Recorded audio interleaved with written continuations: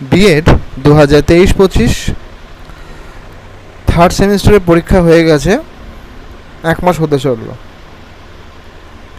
অনেকেই বারবার জিজ্ঞাসা করাটাই স্বাভাবিক যে আমাদের যেহেতু একটা মাত্র পেপার পরীক্ষা হয়েছিল, একটি মাত্র পেপার, এবং সেটাও কিন্তু 35 নম্বরে, তাহলে এত সময় লাগছে কেন, বা কেন এরকম আপডেট আসছে? তো বলে রাখি, আপনারা জানেন দুটো সেমিস্টার কিন্তু অলরেডি আপনারা দিয়েছেন, এবং রেজাল্ট কতটা দেরি হয় এ বিষয়ে কিন্তু আপনারা ভালো মতোই ওয়াকিবহল আছেন, এটা নতুন করে বলার কিছু নেই।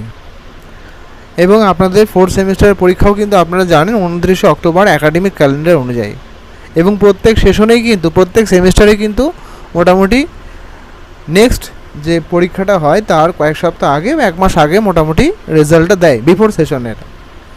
সেই মধ্যে হিসাব করে দেখুন, আপনাদের রেজাল্ট কিন্তু অবশ্যই